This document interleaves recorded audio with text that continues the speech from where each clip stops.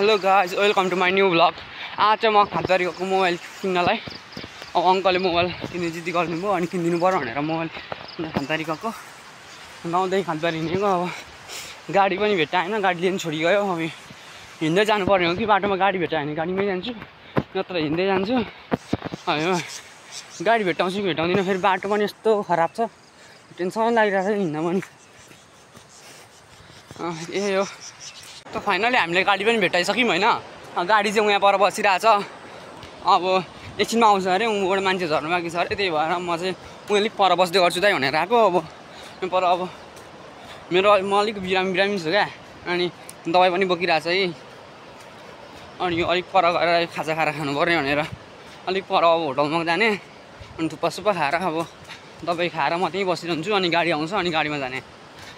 अब हेर्नु खाजा खाएको म तपाईँहरूलाई देखाउँदैछु।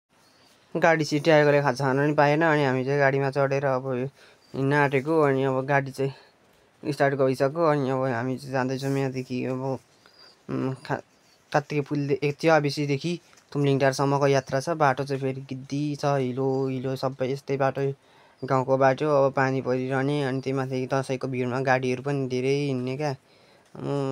दिनको 25, 26, 28, 20 कहिलेसम्म त 50-60सम्म पनि गाडी आउने। अनि त्यही भएर गाडी धेरै हिँडेकोले पनि धेरै बाटो पेलियो। अनि त्यहाँ पानी पनि परेको छ क्या, पानी जमिरहेछ। त्यही भएर बाटो चाहिँ लास्टै हिलो छ। अब यस्तो हिलोमा कुदाउनु परेको छ ड्राइभरले पनि। अब ड्राइभर पनि पाहाडको चाहिँ राजै भनौँ न।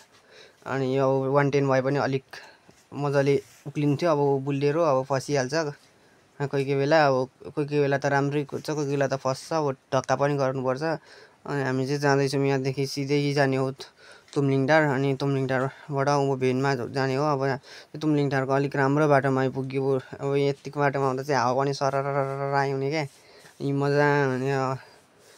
गाडीमा हिँड्ने जस्तो पनि हुने। हाम्रो गाउँमा नि यतिको विकास भए त राम्रै हुने हो नि। अब हुँदैन, के गर्नु होइन, हामीले के भन्न सकिन्छ र त्यसमा। अब हामी चाहिँ अब तुमलिङटारबाट चाहिँ अनि भेनमा जाने हो उँभो। अनि फाइनली अब भेनमा चढेर हामी उँभो लागिसक्यौँ। अनि बाटो चाहिँ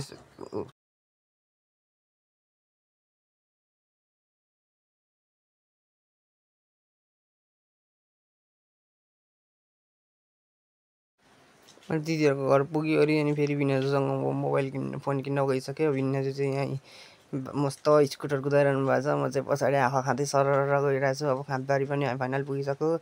यो हामी यो साइडको पसलबाट फोन किन्ने हो। पसल चाहिँ बन्द रहेछ अब दसैँको बेला। त्यही भएर फोन गरेर बोलाएर पनि रेडमी 14C 16,000को किन्ने हो।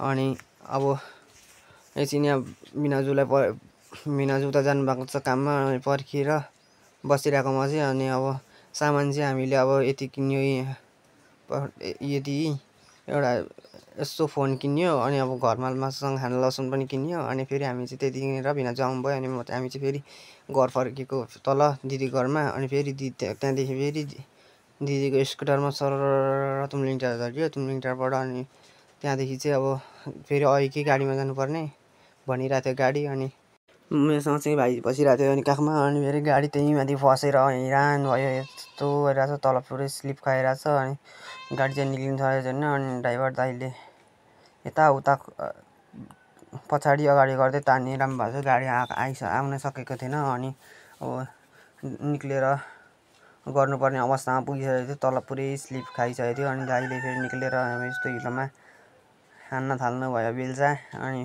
बेल्चा हानिसकेर पनि अनि फेरि बल गर्दा ननिक्लेपछि हामीले अनि ठेलेर निकाल्यौँ। अनि त्यही माथि त्यस्तो गरेर पनि हामी घर आइपुग्यौँ। अब तपाईँहरूलाई भिडियो कस्तो लाग्यो, भिडियो मन पऱ्यो भने लाइक, कमेन्ट, सेयर, सब्सक्राइब गर्न नबिर्सनु होला।